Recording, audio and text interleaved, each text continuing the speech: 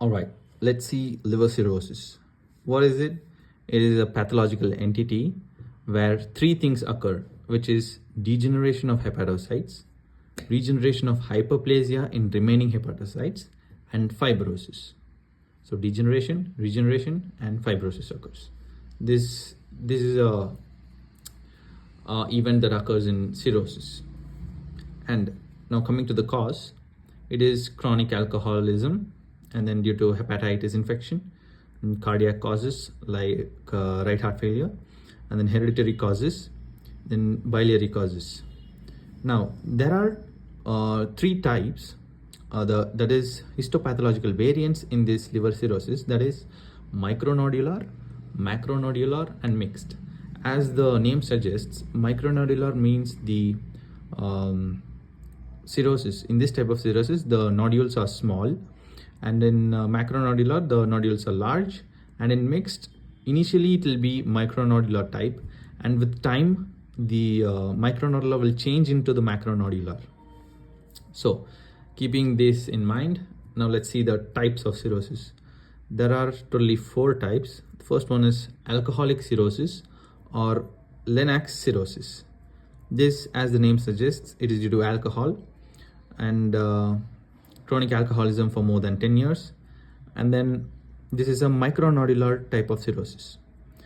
And then the second one is post-viral, post-hepatic, or post-necrotic cirrhosis. And this is due to, as the name suggests, hepatitis infection, hepatitis B, C, D, and due to certain drugs. And then it is a macronodular type. The next one is biliary cirrhosis. It is due to obstruction in the intrahepatic and extrahepatic biliary system. All right. And then the last one is cardiogenic cirrhosis, which is due to right heart failure. Where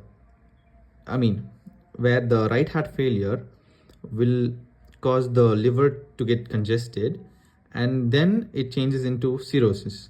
So here the liver will be nutmeg shaped, so it is called nutmeg cirrhosis. All right, there is another type of cirrhosis also, which is called like hereditary or familial cirrhosis.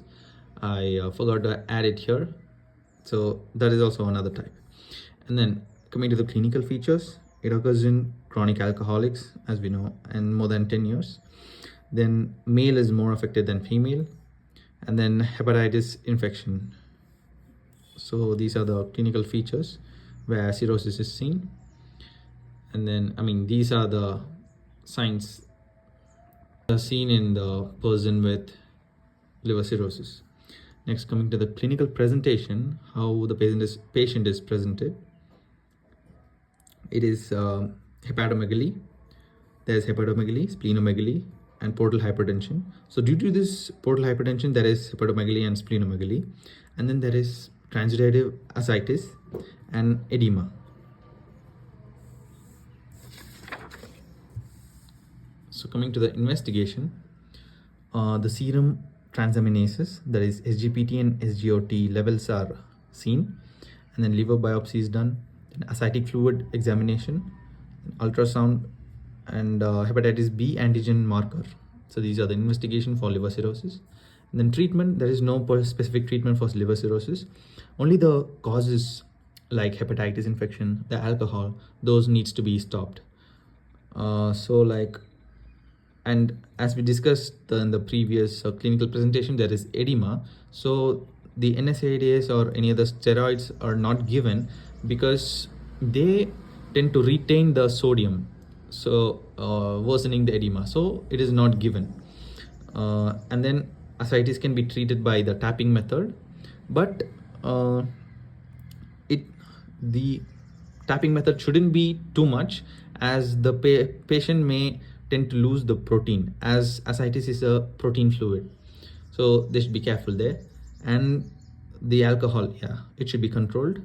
Then the hepatitis infection should be treated. And in the last case, there is liver transplantation. So a diet for the patient with cirrhosis is high protein diet and high calories. All right. Now, complications of liver cirrhosis, it is portal hypertension, hepatorenal syndrome, malnutrition, and fatal bleeding. So that's all about liver cirrhosis.